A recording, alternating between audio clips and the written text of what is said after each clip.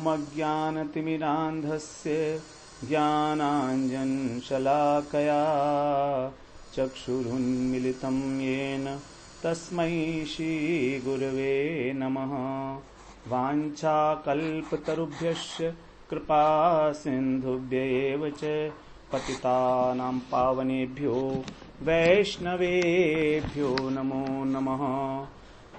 श्री कृष्ण चैतन्य प्रभो नित्यानंद श्री अद्वैत गदाधर शिवासादि गौर भक्त वृंद। हरे कृष्णा कृष्ण कृष्ण हरे हरे, हरे राम राम राम हरे हरे। हरे कृष्णा।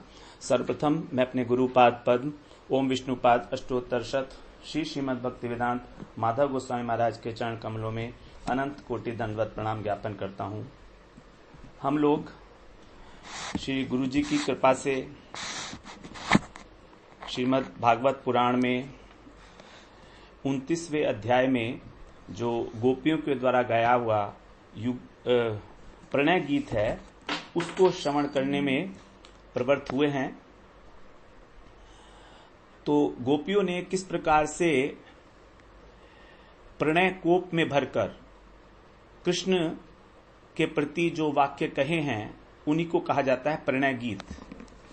गोपियां वास्तव में राधा रानी की कायव्यूह स्वरूपा ही हैं, हम लोगों ने जैसे पहले बात की थी। और राधा रानी है भगवान की आह्लादनी शक्ति, महाभाव स्वरूपा। और राधा रानी के हृदय में एक ही इच्छा है कि किस प्रकार से कृष्ण को अधिक से अधिक सुख मिल पाए। इस इच्छा का ही नाम है प्रेम। क्योंकि ये जो इच्छा है कृष्ण को सुख देने की इच्छा, ये एक प्राकृत मन की वृत्ति नहीं है। इस संसार के अंदर जो प्रेम देखा जाता है वो हमारे मन की एक वृत्ति मात्र है, लेकिन यहां पर ये प्राकृत मन की वृत्ति नहीं है। जब भक्त के हृदय में शुद्ध सत्व का उदय होता है भजन करते करते, तब भगवान अपनी आह्लादनी और संवित वृत्ति को भक्त के हृदय में जब निक्षेप करते हैं, जिसको हम कृष्ण प्रीति बोलते हैं, वो कृष्ण प्रीति का उदय वहां पर होता है। कब? जब वहां पर शुद्ध सत्व का आविर्भाव हो जाता है। तो मन इस शुद्ध सत्व के साथ मिलकर तदाकारिता प्राप्त करता है। और उससे क्या होता है कि हमारा जो मन है, जो भी प्राकृत मन है हमारा, कृष्ण प्रीति जब उसके अंदर मिलती है तो उसके अंदर एक सेवा उत्कंठा जागृत हो जाती है। क्योंकि कृष्ण प्रीति जो है वो किसी भी प्रकार से प्राकृत नहीं है, अप्राकृत वस्तु है। वो आह्लादनी और संवित का सार, उसी को कहा गया है कृष्ण प्रीति। तो इस प्रकार अप्राकृत वस्तु से मिलकर जब हमारा मन भी शुद्ध चिन्मयता को प्राप्त कर लेता है, तब उस समय ये सेवा करने की उत्कंठा, सेवा करने की वृत्ति, भगवत सेवा की वृत्ति जो है वो उदय होती है। और इसी को परम पुरुषार्थ कहा गया है। इसे ही कृष्ण प्रेम कहा गया है, इसे ही परम पुरुषार्थ कहा गया है श्रीमद् भागवत पुराण में। ये प्रेम ही जो है प्रगाढ़ होकर क्रमशः अपने उत्कर्ष की ओर बढ़ता है, उत्तरोत्तर। और इसकी अलग अलग स्टेजेस हैं। जैसे पहली स्टेज है स्नेह, फिर मान, फिर प्रणय, राग और अनुराग। इस प्रकार ये अनुराग ही भाव को प्राप्त होता है। और इस भाव का ही सबसे जो उच्च स्तर है उसको कहा जाता है महाभाव। और ये महाभाव की जो साक्षात घनीभूत मूर्ति हैं वही हैं श्री राधा रानी। तो श्री राधा रानी के हृदय का जो भाव महासागर है, कितना अनंत है, कितना अपरिसीम है। कृष्ण को सुख पहुंचाने की कितनी कितनी असंख्य उत्ताल तरंगे उस समुद्र में निरंतर उठती रहती हैं, उसका यत् किंचित अनुमान भी हम अपने मन और बुद्धि से नहीं लगा सकते। कृष्ण मनाते हैं, राधा रानी मानती नहीं है। इस पर भी कृष्ण के हृदय में प्रेम की जो धाराएं उठती हैं और राधा जी के हृदय में जो सेवा करने की अनंत अनंत धाराएं उठती हैं, बड़े सौभाग्य से ही किसी किसी भाग्यवान जीव को उन तरंगों के छींटे का, एक शिखर का परिचय प्राप्त होता है। और यही जो भाव है गोपियों के द्वारा अभिव्यक्त किया गया है इस प्रणय गीत के द्वारा। ये प्रणय गीत श्रीमद् भागवत पुराण में 29वें अध्याय में वर्णित है। 31वें श्लोक से शुरू होता है, 41वें श्लोक तक 11 श्लोक हैं। इससे पहले सुखदेव जी ने अपने 3 श्लोकों में गोपियों की स्थिति का वर्णन किया है कि किस अवस्था में वो इस प्रणय गीत को गा रही हैं, कृष्ण के प्रति जो वो कहना चाह रही हैं, अपने भावों को व्यक्त कर रही हैं, वो उनकी क्या स्थिति है, तो उसके विषय में हम लोग श्रवण कर रहे हैं। श्री सुखदेव जी ने जो 2 श्लोक पहले कहे हैं, 28 और 29 श्लोक, उनको हम श्रवण कर चुके हैं कि किस प्रकार से गोपियां भगवान के अप्रिय वचनों को सुनकर अत्यंत चिंता के सागर में डूब गईं और अपना मुख को नीचा करके शोक संतप्त होकर उनका मुख सूख गया, उनके अधर सूख गए और अपने चरणों से वो पृथ्वी को कुरेद रही हैं कि हे धरती माता, आप हमको स्थान दो, आप विदीर्ण हो जाओ और आप हमको संभालो, क्योंकि हम अब लज्जा से मरी जा रही हैं। जिनके लिए हम सब कुछ छोड़ के आई, जिनके प्रेम में भरकर उन्होंने हमारी उपेक्षा कर दी। हमारी समझ में नहीं आ रहा है कि हम क्या करें, हम जीवित रहें कि मर जाएं। यदि मर जाएंगी तो कृष्ण को दुख भी होगा, और मर जाएंगी तो फिर इनके मुख का दर्शन कैसे कर पाएंगी हम। और हम तो इनके मुख का दर्शन करना चाहती हैं, एक प्यासी हैं हम तो। जैसे एक चातकी प्यासी होती है मेघ के लिए, उसी प्रकार से गोपियों की अवस्था है। बड़ी विषादग्रस्त हैं गोपियां। और सुखदेव जी उसका वर्णन कर रहे हैं 30वें श्लोक में। प्रेष्ठम प्रियेतरमिव प्रतिभाषमाणम्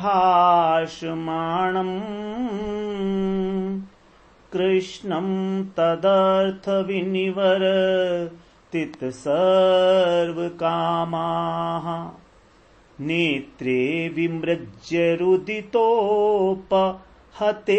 स्म किंचित् सर्वंभ गद गिरो ब्रुवतानुरक्ताः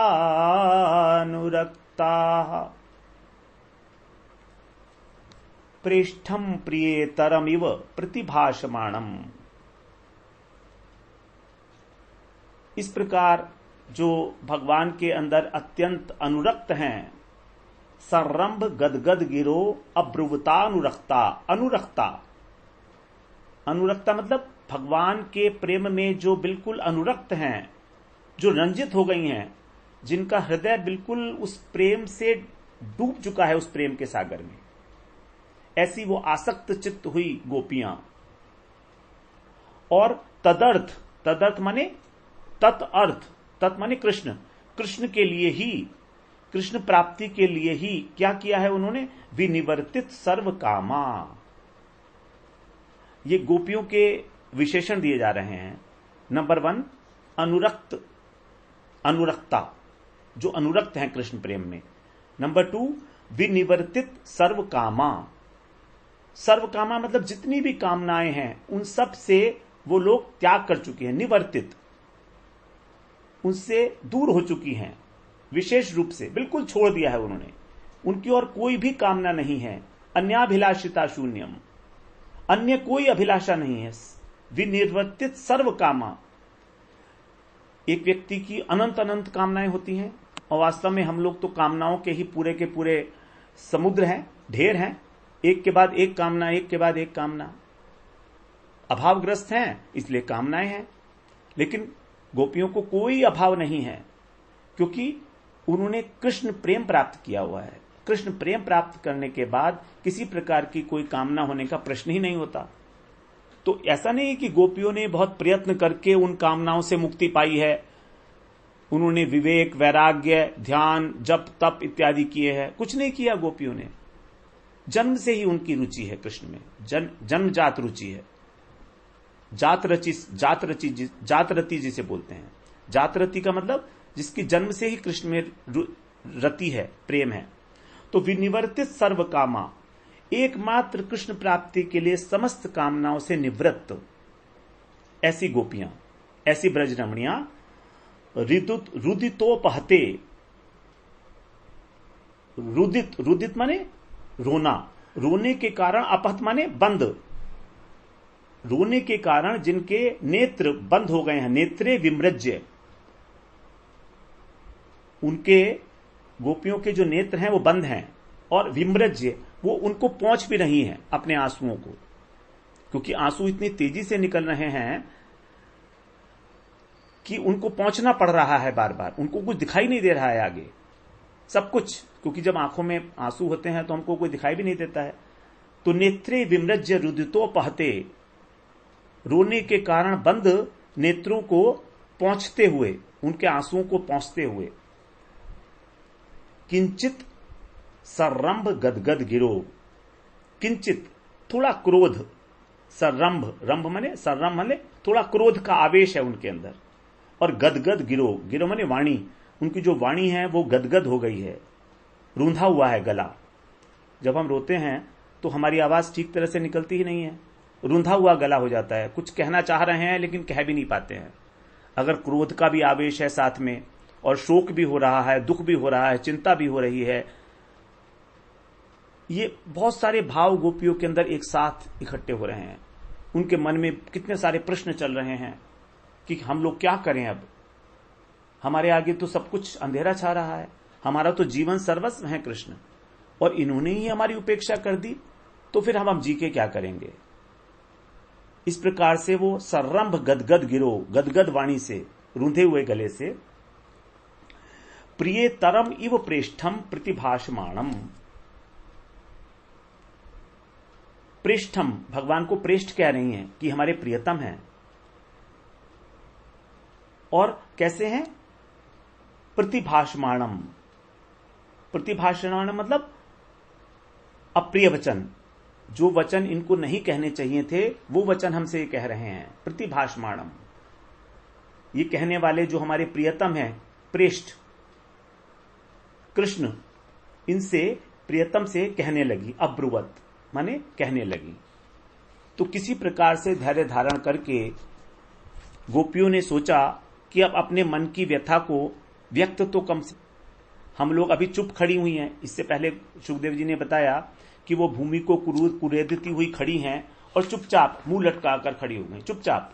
लेकिन थोड़ी देर बाद उन्होंने सोचा कि यदि हम खड़े ही रहेंगे तो इससे क्या, इससे तो प्रॉब्लम सॉल्व होने वाली नहीं है, तो हमें कुछ ना कुछ बोलना चाहिए। अब जब कृष्ण कुछ नहीं बोल रहे हैं, हमें बोल चुके, वो अपना भाषण दे चुके कि किस प्रकार से हमें अपने पातिव्रत धर्म का पालन करना चाहिए, इत्यादि इत्यादि। बहुत लंबा भाषण कृष्ण ने दिया है वहां पर कि तुमको नरक की प्राप्ति होगी, पतिव्रता स्त्रियों के लिए इस प्रकार से ठीक नहीं है आना। तो अब उन्होंने गदगद स्वर में अपने आंसुओं को पोंछकर प्रणय कोप से कुछ बोलना आरंभ किया। तो कृष्ण में कैसी है गोपियां? अनन्य अनुराग, अनुरक्ता। जैसे एक बाल्टी के अंदर अगर हम पानी लें और उसमें लाल रंग डाल दें, लाल रंग घोल दिया उसमें, फिर जब हम उसमें सफेद कपड़ा डालते हैं तो वो जो सफेद कपड़ा है वो पूरा का पूरा रंजित हो जाता है लाल रंग से। उस कपड़े का एक अंश भी सफेद नहीं रहता, पूरा का पूरा रंजित हो गया, उसको बोलते हैं हम अनुरंजित होना। तो इसी प्रकार से गोपियां कृष्ण के प्रेम में डूबी हुई हैं, पूरी की पूरी सर्वांग, उनका एक एक अंग प्रत्यंग, मन, बुद्धि, अहंकार, चित्त, सब कुछ कृष्ण के प्रेम में अनुरक्त है। ऐसी अनुरागवती हैं गोपियां, इसीलिए कहा अनुरक्ता। ये गोपियों का विशेषण है, कृष्ण प्रेम में अनुरक्त, अत्यंत अनुराग रखने वाली। क्योंकि कौन है ये? राधा रानी की काय व्यूहा स्वरूपा है, और राधा रानी तो महाभावमय है, महाभाव स्वरूपा। तो उन महाभाव स्वरूपा राधा रानी की जो काय व्यू गोपियां हैं वो भी कृष्ण के अंदर पूर्ण तरह से अनुरक्त हैं, उसी के अंदर। ऐसी प्रेमवती गोपियों ने कृष्ण के लिए समस्त कामनाओं का परित्याग कर दिया है। वास्तव में जो कृष्ण के प्रेम में इतना डूब जाता है उसके लिए किसी प्रकार की कोई कामना, किसी प्रकार का कोई कार्य शेष नहीं रहता। न तस्य कार्यम, उसके लिए कोई कार्य शेष नहीं रहता। अगर भगवान में इस प्रकार की रति उत्पन्न हो जाती है, एक साधारण जो आत्माराम और आप्त काम मुनि हैं, जो ज्ञानी लोग हैं, उनको भी किसी प्रकार का इस संसार के अंदर कार्य करने के लिए, उनके लिए भी कार्य में उनके लिए कोई कर्तव्य नहीं रह जाता है। न तस्य कार्यम निविद्यते, जो भगवान में अंदर, जो आत्मा के अंदर रति करने वाले पुरुष हैं, आत्माराम है, आप्त काम है। 3 अध्याय में भगवान ने कहा, 17वें श्लोक में गीता में भी, आत्मन्येव च संतुष्ट तस्य कार्यम न विद्यते, उसके लिए कोई कार्य नहीं रहता है। और वो सारे के सारे जितने भी उसकी कामनाएं हैं, जितनी उसकी वासनाएं हैं, उन सबको छोड़ देता है। विहाय कामान्य सर्वान पुमांश चरति निष्प्रिय निर्ममो निरहंकार स शांतिम अधिगच्छति। विहाय कामान्य सर्वान, सभी कामनाओं को छोड़कर जो निष्प्रिय होकर आचरण करता है, ऐसा पुरुष निर्ममो निरहंकार है, ममता रहित और अहंकार रहित, वो शांति को प्राप्त होता है। तो ये तो भगवान ने ज्ञानियों के लिए बताई थी बात, लेकिन जो कृष्ण के प्रेम में अभिभूत हैं, उन गोपियों के हृदय में कृष्ण के अतिरिक्त, कृष्ण को सेवा देने, कृष्ण की सेवा करने के अतिरिक्त और कोई कामना है ही नहीं। कृष्ण को सेवा देने की जो कामना है उसको कामना नहीं कह सकते, क्योंकि वो हमारी आत्मा की वृत्ति है, वो हमारा अपना धन है, वो हमारा अपना अधिकार है। कृष्ण प्राप्ति की कामना नहीं कही जाएगी, क्योंकि वो हमारी आत्मा का अपना धर्म है। जैसे उदाहरण के लिए समझें, यदि मान लीजिए किसी व्यक्ति की अंगूठी खो गई और वो उस अंगूठी को ढूंढ रहा है, अब एक दूसरा व्यक्ति जो उसे देखता है उससे पूछता है, भाई क्या कर रहे हो? तो बोलता है मैं अंगूठी ढूंढ रहा हूं। तो वो अंगूठी किसी और की नहीं है। अगर वो किसी और की होती तो वो कामना कहलाएगी, लेकिन वो क्योंकि अपनी ही अंगूठी को ढूंढ रहा है, इसलिए अपनी ही अंगूठी को ढूंढने की इच्छा करना कामना नहीं है, क्योंकि वो तो अपनी ही है। उसी प्रकार से हमारा जो स्वरूप है, जिसको हम भूल गए हैं, हमारा स्वरूप है कृष्ण की सेवा, कृष्ण का दासत्व। तो उस स्वरूप को प्राप्त करने की जो कामना है वो कामना नहीं कही जाएगी। कामना होगी इसके अतिरिक्त जो भी कामना है, इसके इतर जो भी कामना है, संसारिक कामना, उनको कामना कहा जाएगा। तो यहां पर कह रहे हैं विनिवर्तित सर्व कामा, उन गोपियों के लिए किसी प्रकार की कृष्ण के अतिरिक्त कामना नहीं है। अब यहां पर गोपियों ने कृष्ण को कहा प्रेष्ठ। जब उन्होंने सोचा कि हमें अपने विचारों को व्यक्त करना चाहिए, ऐसे मौन रहने से, चुप रहने से तो काम नहीं चलेगा, क्योंकि कृष्ण के जो शब्द हैं बार बार उनके कान के अंदर गूंज रहे हैं। कृष्ण ने कहा ना कि तुम अपने घरों को लौट जाओ, तुम क्यों रो रही हो यहां पर, तुम्हें अपने पति की सेवा करनी चाहिए। ये बातें बार बार उनके कान के अंदर जो हैं गूंज रही हैं। और अब वो जागी थोड़ी सी, उनको थोड़ा होश आया, क्योंकि इंद्रियां पहले उनकी निष्पन्द हो गई थी। अचानक यदि हमको कोई कुछ ऐसी बात कह दे जो अप्रिय हो, अनएक्सपेक्टेड हो, तो हम अवाक रह जाते हैं। फिर धीरे धीरे जब हमारी कॉन्शियसनेस लौटती है, तब हम उस बात को प्रतिवाद उसका करते हैं, या जो भी हमें कहना है तो वो हम कह सकते हैं। तो उसी प्रकार से गोपियां जब उस क्षणिक मूर्छा से जागी, तो उन्होंने कृष्ण को संबोधन किया प्रेष्ठ। प्रेष्ठ कहते हैं प्रियतम को। तो क्योंकि कृष्ण उनके प्रियतम हैं, ऐसा नहीं है कि कृष्ण से वो पहले कभी नहीं मिली हैं, वो तो कृष्ण से मिलती रही हैं, इसीलिए वो कृष्ण को प्रियतम के रूप में ही जानती हैं और अब सोच रही हैं कि ये तो हमारे ही प्रियतम है। और अचानक देखो इनको क्या हो गया, हमसे अब लौट जाने को कह रहे हैं घर पर, पति की सेवा करने के लिए कह रहे हैं। तो ये अप्रिय वचन कहना इनके लिए उचित नहीं है।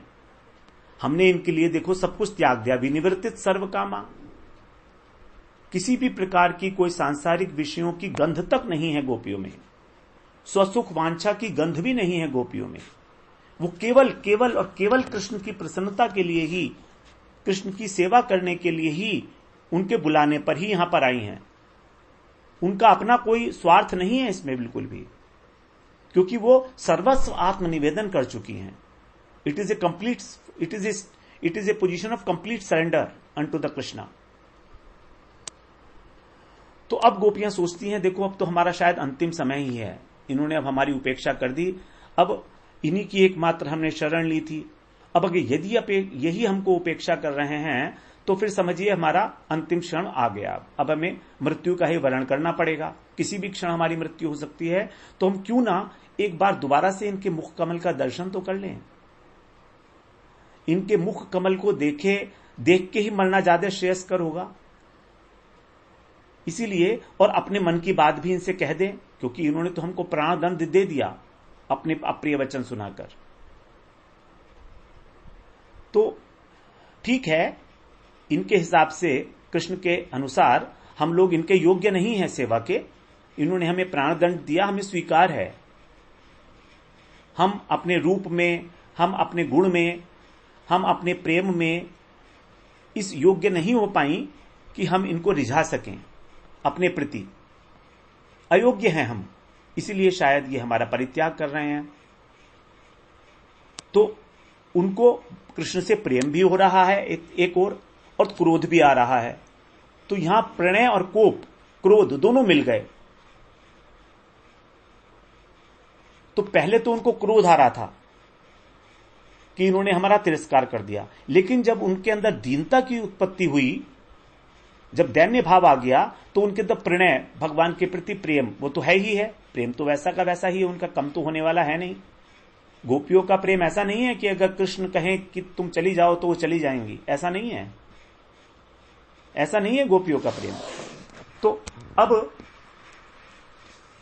इस प्रकार के कृष्ण के प्रति उन्होंने कुछ कहना आरंभ किया और अनुराग उनके अंदर इतना अधिक है, अनुरक्त उतना अधिक है कि उनको अब ये विचार भी नहीं है गोपियों को, क्योंकि प्रेम में जनरली विचार भी नहीं होता है ज्यादा, जो मन के भाव आते हैं वही बोल दिया जाता है, जैसे उद्गार मन में उठे वैसे ही वो बोल देती हैं। तो अब गोपियां जो आगे बात कहने वाली हैं वो उनके हृदय के उद्गार हैं। तो बहुत देर तक उन लोगों ने इंतजार किया, कृष्ण के चुप होने के बाद सोचती रहीं कि हमें क्या करना चाहिए, हमें क्या नहीं करना चाहिए। फिर असंख्य गोपियां हैं, कृष्ण को चारों ओर से घेर कर खड़ी हो गईं, कंठ अवरुद्ध हो गया, कृष्ण के बातों का उत्तर देना भी उनके लिए संभव नहीं था। कृष्ण के पास वो खड़ी तो थी, लेकिन उनकी नेत्रों की जो पलक हैं वो भी नहीं झपक पा रही थी, रूंधा हुआ था गला उनका, क्योंकि नेत्र बंद थे, पलक कैसे झपकती, आंसू निकल रहे थे कठपुतली की भांति। तो कृष्ण के जो उपेक्षापूर्ण वचन सुने उन्होंने कि कृष्ण हमसे संतुष्ट नहीं है, इसलिए हमसे कह रहे हैं कि तुम लोग क्यों रो रही हो, और प्रसन्न चित्त से अपने घरों में जाकर अपने अपने घर के कार्यों में मन लगाओ, पतियों की सेवा करो। तुमको इस प्रकार की जो लालसा करना एक पर पुरुष के साथ निंदनीय है, तुम्हें इससे नरक की भी प्राप्ति होगी। ये सारे के सारे बातें भगवान की उनके हृदय के अंदर गूंज रही हैं, बार बार गूंज रही हैं, क्योंकि जो कुछ उन्होंने सुना कृष्ण के मुख से, ऐसा तो शायद कभी किसी शत्रु के मुख से भी सुनने को ना मिले। अप्रिय व्यवहार, अप्रिय वचन दोनों कृष्ण के, ऐसा होने पर भी उनके हृदय में कृष्ण के प्रति प्रेम थोड़ा सा भी कम नहीं हुआ, लेश मात्र भी। उनको छोड़ नहीं सकी वो कृष्ण को। आजकल की तरह के लोगों में से नहीं थी गोपियां कि यदि किसी ने कुछ कह दिया तो हम उसको छोड़कर चल दिए, क्योंकि गोपियों का प्रेम कृष्ण की सेवा के लिए है, स्वसुख वांछा से नहीं, तत्सुख सुखी वांछा से है, कृष्ण की वांछा से। कृष्ण की इंद्रियों को अधिक से अधिक कैसे प्रसन्नता मिलेगी, इसलिए कृष्ण को गोपियां प्रेम करती हैं, ना कि अपने लिए। बाल्यकाल से ही उन्होंने अपने मन को, अपने तन को, अपने प्राणों को, हृदय को कृष्ण को समर्पित कर रखा है, आत्मनिवेदन।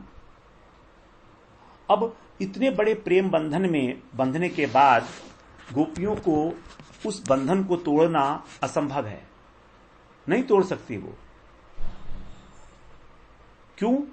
कारण उनको और कोई लालसा ही नहीं है। हमको नरक मिले तो मिले, हमारा इस संसार में अपयश फैले तो फैले, ना तो लोक लाज है उनको, न स्वर्ग का प्रलोभन है उनको किसी भी प्रकार का। सबको तिलांजलि देकर केवल और केवल मात्र कृष्ण की चरणों की सेवा करना ही उनका एकमात्र उद्देश्य है। इहलोक परलोक, जीवन मरण, सुख दुख, संपद विपद, ये सब कृष्ण ही हैं एकमात्र उनके।